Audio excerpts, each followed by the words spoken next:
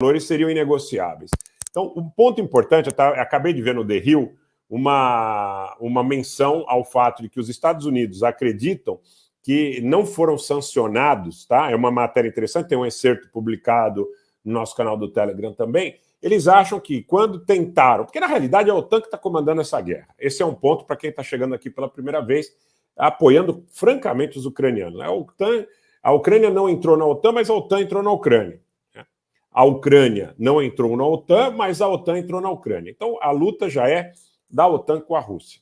Ponto é que, segundo essa reportagem do The Hill, o presidente Biden teria sido orientado a incrementar o fornecimento de armas sofisticadas aos ucranianos, uma vez que os testes feitos anteriormente teriam sido para sentir até que ponto as respostas da Rússia poderiam ir com HIMARS, com drones, com assessores militares e com ataques, a questão dos ataques à Península da Crimeia. Então, como eles estão achando que os russos não responderam de forma não convencional, tá?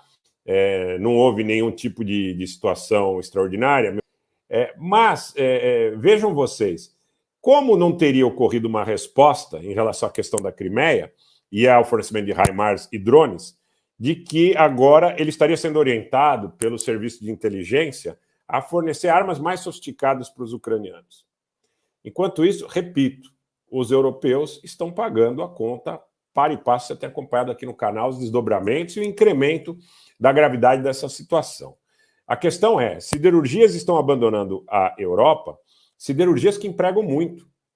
Não tem como fechar essa conta.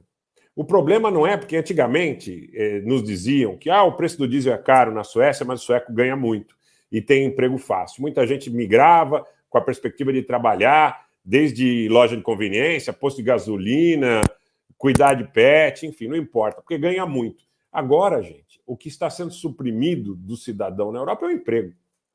Então, a questão já não é mais saber o preço do gás ou se haverá gás. Não há como pagar o gás, porque as empresas saem porque o custo de produção é inviável.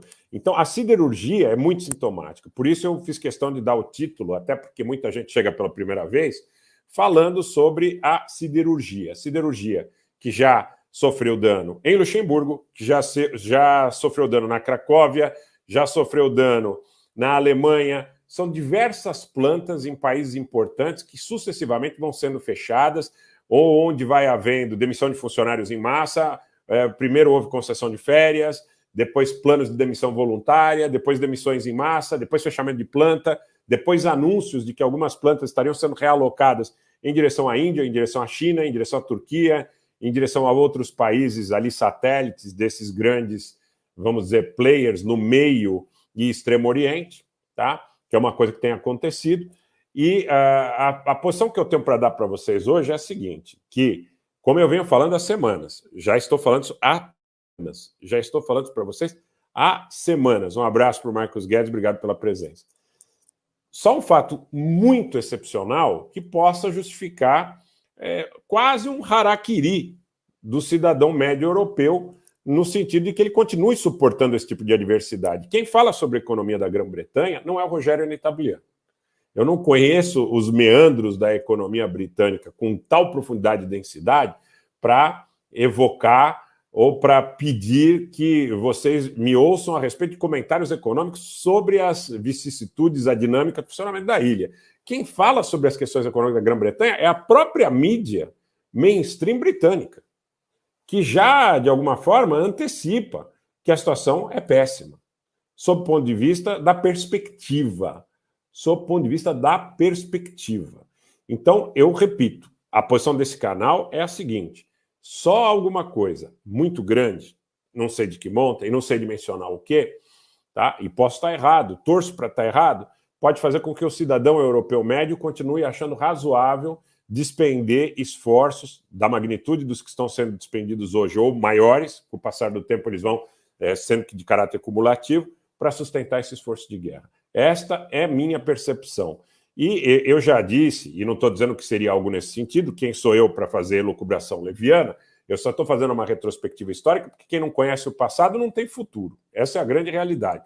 Ou sai para a rua aí xingando os seus irmãos aqui no Brasil de comunistas, de fascistas, tresloucado, achando que entende política, achando que, sabe? Então, eu quero lembrar para vocês o seguinte, que muitas vezes esses atos espetaculares trataram-se de atos, se não explicitamente de bandeiras falsas ou false flags, porque a responsabilidade, a dinâmica da difusão da informação demanda algo de caráter muito responsável. A gente não está num bar conversando na mesa de bar, mas situações extremamente duvidosas, como são os casos do MH17, como são os casos de Ghouta, naquela questão que foi atribuída ao governo do Assad, de ataques químicos, e sempre aparece um fact-checker ou uma empresa que tem alguns IUPs, alguns moderninhos aí na City, ou em Berlim, ou em Munique e tudo mais, para dizer que sabe de informações exclusivas, que a cadeia de comando veio do Putin, veio do Assad, veio do Gaddafi, veio do Saddam, veio do Milosevic, enfim.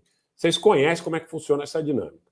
Agora, eu estou dizendo que tudo isso foi false flag. A arma de destruição em massa do Iraque, eu acho que a situação fala por si só, né? É um exemplo. Agora, precisa de alguma coisa espetacular, né? Precisa do Pray for Somália, do Pray for Paris. Lamentavelmente, é isso que a gente antevê.